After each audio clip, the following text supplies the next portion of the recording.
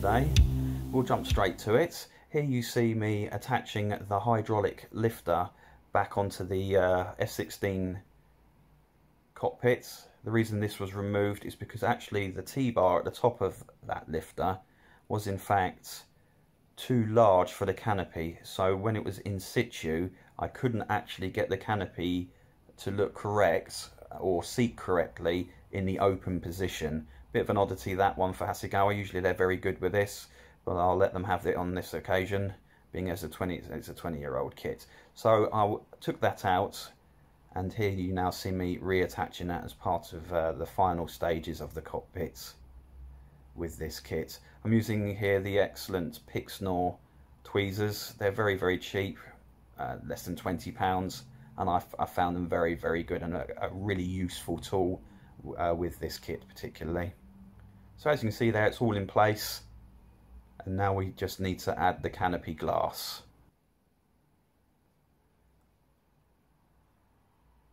So here we have the canopy glass. It's not in really in the best condition that I would like to display it as. It came with the usual standard Hasegawa seam line through the middle, which I polished out, and to be honest, as shabby as that actually looks, it's a lot better than what it was when I first cut it off the sprue. It's taken quite a bit of work to even get it to that stage, and to be honest, I just want it done now, so I've left it in this state. Just a little tip: don't put your canopies on the floor, on the mat like that, because that's liable to add more scratching.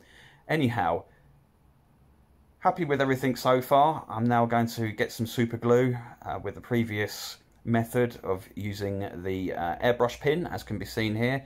The reason again using this is this airbrush pin will get the glue into those little tight spots without causing carnage around it, because super glue is, well, it can cause chaos if you get it wrong, as we all know. So just gently wiping off a little bit of extra there, and just a little hint as well is try and remove stuff from the working area when you're moving an aircraft around. I would have been extremely unhappy if some of that glue had worn off on the aircraft. Anyhow, I digress. Getting some more of the glue into where the cockpit canopy hinge will go. It's now ready to receive the canopy, and I will pop that in place and wait for it to bite and take hold. The reason again for using the super glue is so I don't have to sit here all day long holding it like this, because yeah, it gets a shade tedious.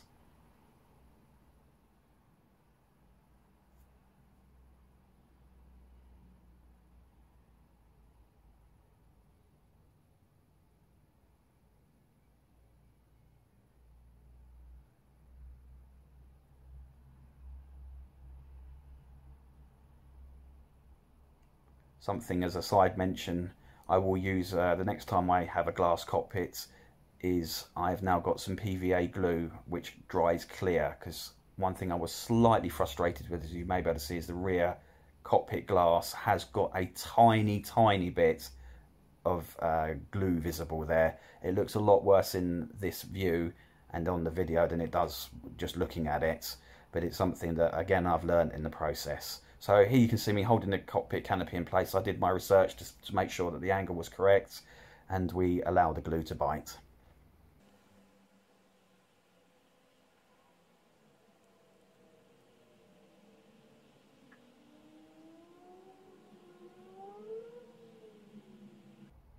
Okay, so that's the cockpit canopy in position. The super glue is bitten and done its thing. I'm just, for added extra bit of security, I'm going to use the excellent Tamiya extra thin cement with its very fine applicator brush, just to apply a little bit of cement into the hinge area. This will weld it well and truly in place, and the capillary action will also come into full effect here without being visible on the outside of the kit. So all in all, fairly happy with that. That's the cockpit canopy in position. I would just like to say thanks again for watching. If you've got this far with this video, I hope you've enjoyed it. I really appreciate all your views, your comments, your feedback and your encouragement with this new venture. If you haven't done so already, please hit the like and, more importantly, the subscribe button. You'll get notifications then when I post up a new video. Thanks for listening to my wafflings. little bit more action in this video. I hope you agree. And we'll see you again soon. Thanks again, and bye.